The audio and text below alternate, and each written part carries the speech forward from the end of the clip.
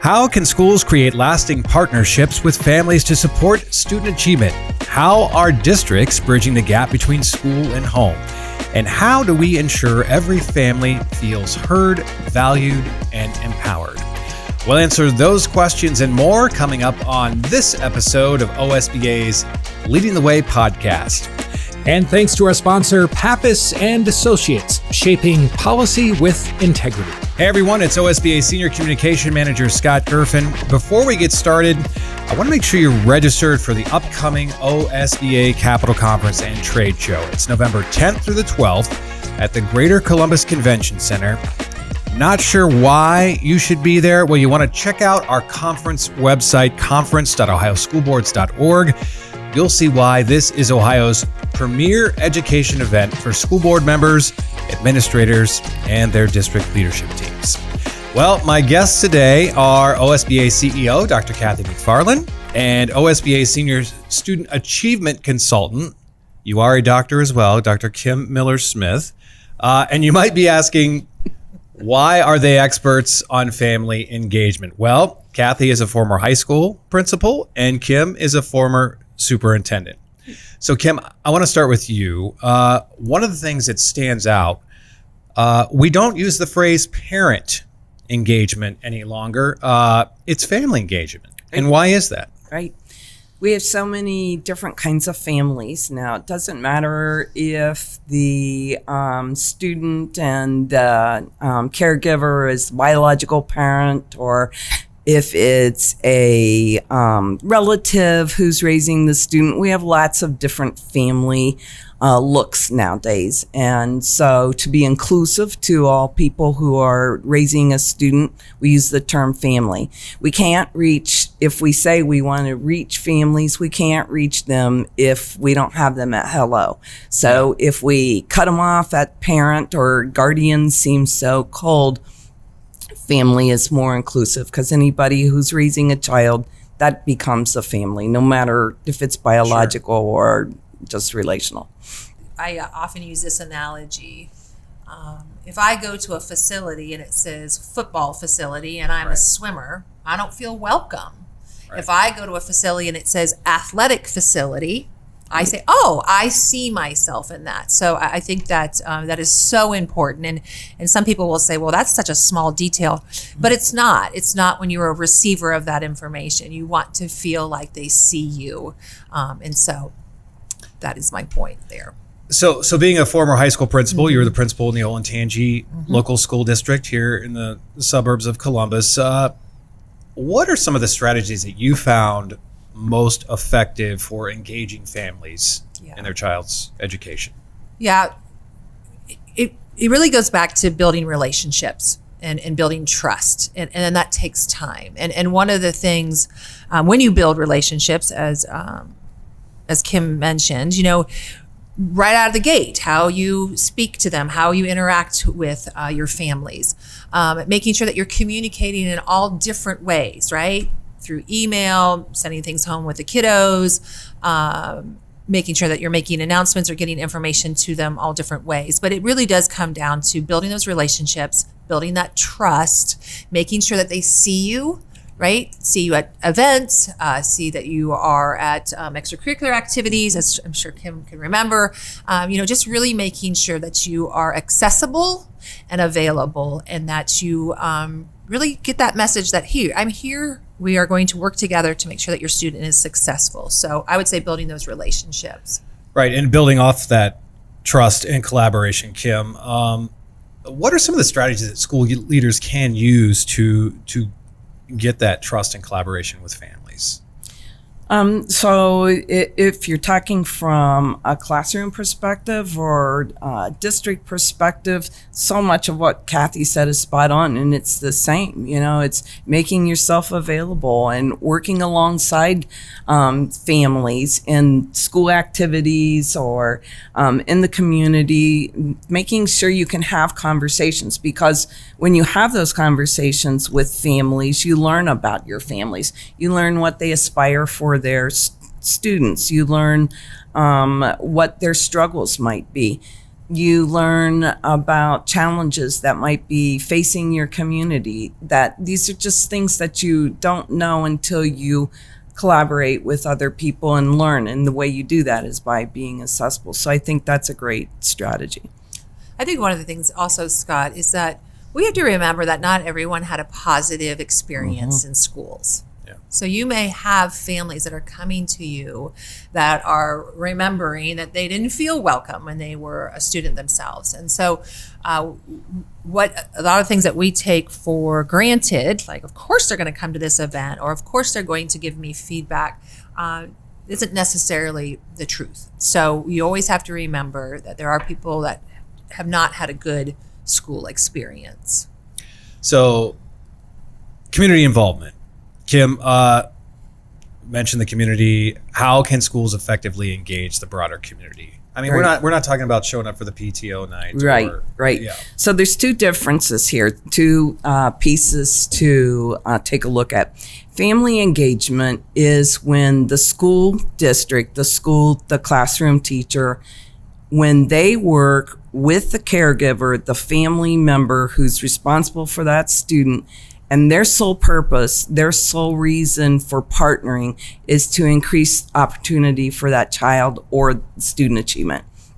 That's what family engagement is. Family engagement is not about donuts for dad and muffins for mom. It's nice to get people in the door. I love donuts. And it's a great event. And it's a welcoming event, hopefully. So those are not bad things. I'm not putting them down. But when you are engaged, you are working together to increase these opportunities or to increase student achievement.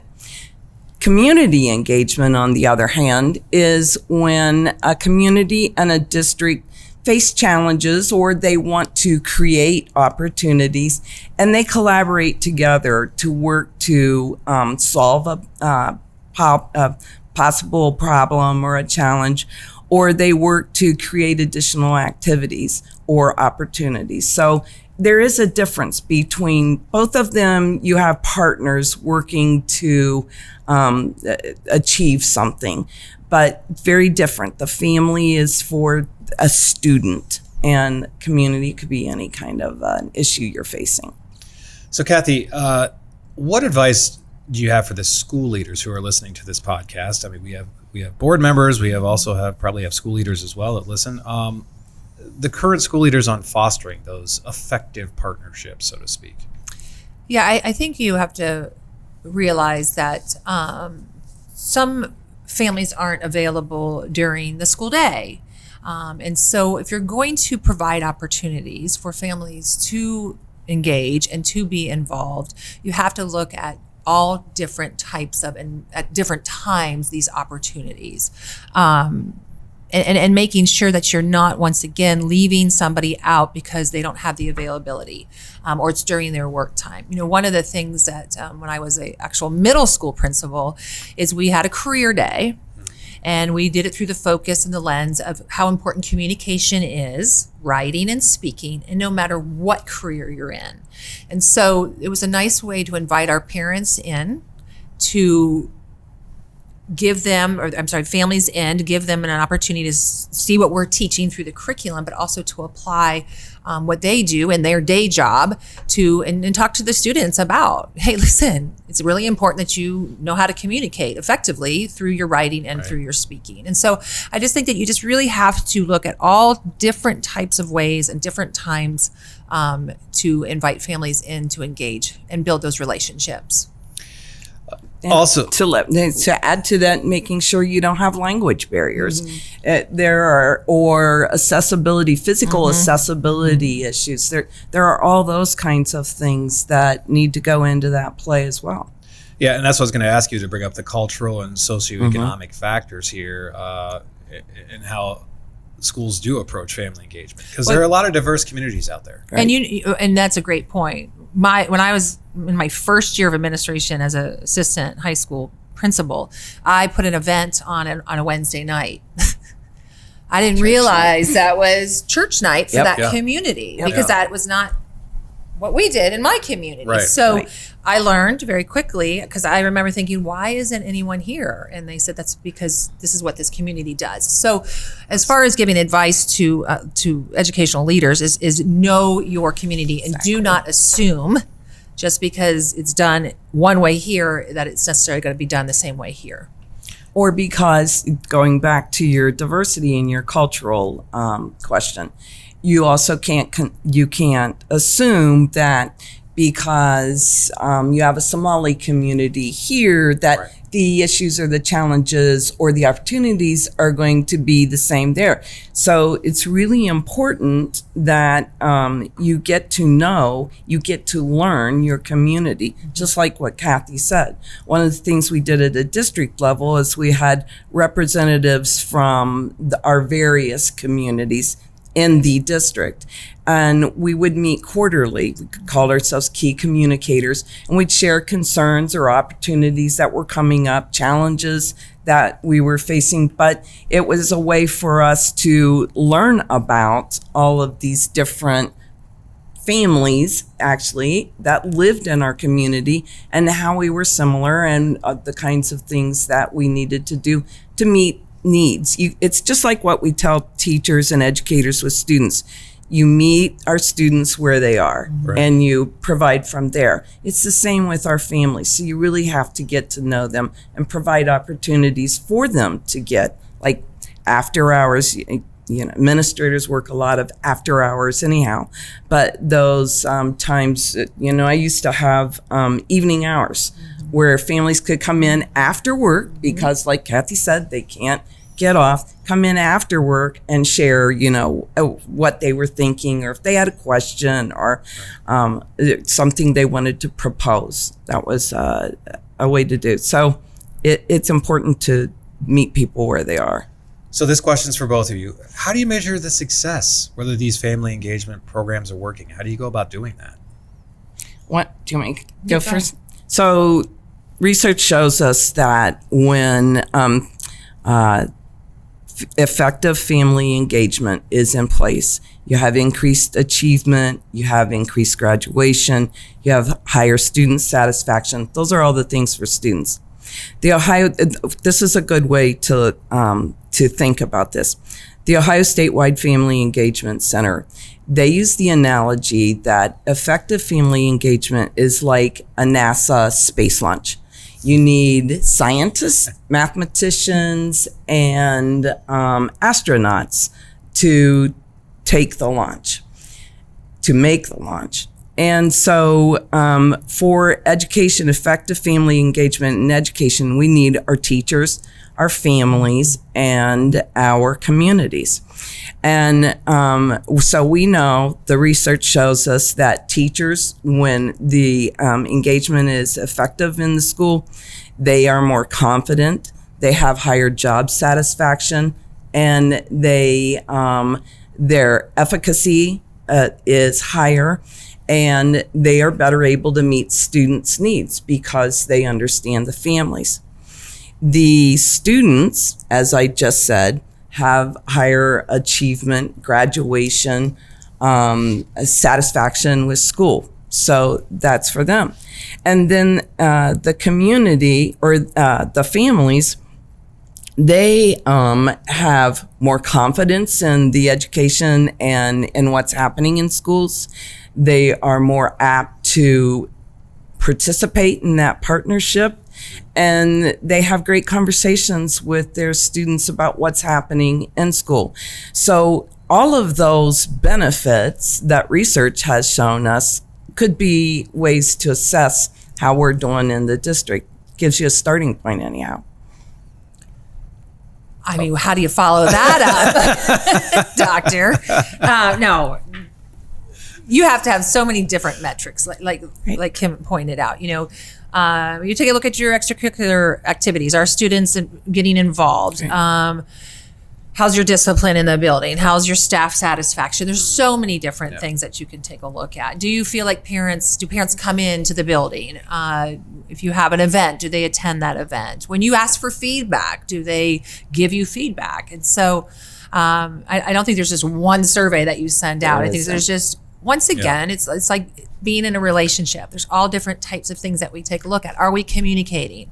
Are we showing empathy? Are we kind to one another? Are we patient with one another?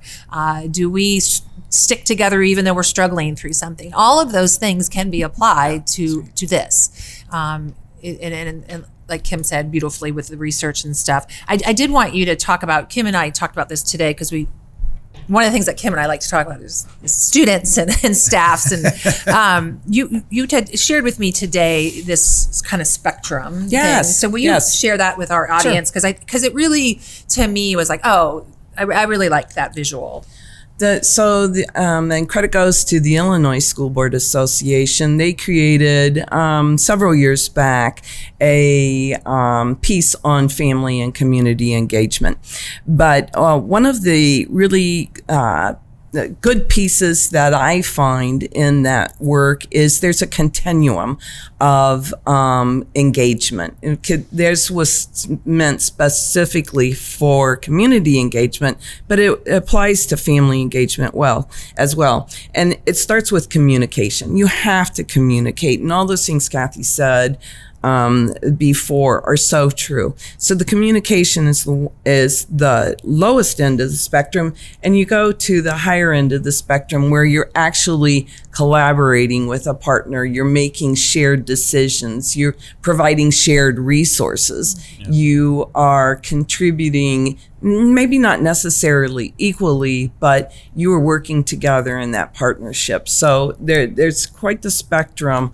There's a point where you're giving information, where you're asking for opinions. That moves up the spectrum. So it's a great piece, but you start with communication. It's absolutely essential, but it's that we can't stand alone. So it gets to that part of the partnership and working on a partner. Thank you. Final question. School boards. We think of family engagement, we not think that's a school, because this is happening in the buildings and with the principal and the superintendent. But how can a school board enhance family engagement efforts? I would say that, when you say it's in the building, it's not just in the building, right? Yeah. I think families want to feel like if I have a concern, I can go to the board meeting. I can access what are they talking about, and also I have a concern about maybe something that's going on in the district or in my specific school that the student is attending. And so board members are a significant part of this relationship. Yeah. It's not just the administrator, it's not just the staff. And Kim alluded to this and spoke to this in regards to it. I'm going to go say the old thing, it's a village, right? All of us are involved. Right. And so I think it's just really important that board members are keeping up on what's going on and keeping those lines of communication open and making sure that families feel comfortable accessing them as a resource. And specifically, I'd like to add 2 other pieces to that. Absolutely everything you said. Welcoming schools. School board members should know if their schools are welcoming or not. How do they feel when they walk in? How are they accepted? The other really important piece is take a look at your policy. Do your policies encourage family engagement, or do they provide barriers? And I'll give you one example that I use a lot, but it's so important. It used to be, maybe all school districts have changed this policy now, but there used to be policies that if families hadn't paid fees, then grades were withheld or report cards withheld, or the parent portal was withheld. That is a huge barrier to student achievement. So you cannot claim to want to have effective family engagement and have policies like that. That's disingenuous. So these policies or practices are out there, and this is something that's absolutely in the lane of board members to look at your policies and see if they promote family engagement. Just final thoughts before we head out. Anything else you'd like to add? The benefits of family engagement are so worth the effort. It's very important. It doesn't come overnight. It takes practice. There are hurdles. There are mistakes. but the benefits are just so important for the students, for your families, and that's important for your community. Yeah, I just, students are our future. It's just such a blessing to be able to be a part of their journey. I'm so proud to sit next to Dr. Miller Smith. I mean, obviously you can tell this is a passion of hers. Right. She is an expert in this area. So I just encourage our membership. If you have questions or you want to dig a little bit deeper into some of the things that we've talked about, please reach out to Kim. Yeah. She's outstanding. And like I said, she's so passionate about this, and she has spent so much time putting fantastic resources together. And so we want to be a part of their journey also. We want to be a part of the team to help our students. So please use OSBA, especially Kim in this arena, to help our students. Kathy, Kim, thank you so much. See, I knew you guys would provide this, just the advice and expertise that we needed here on leading the way. So thank you very much. Thank you, Scott. Thank you. Thanks, Kathy. Thanks. And thanks to our sponsor, Pappas and Associates, shaping policy with integrity.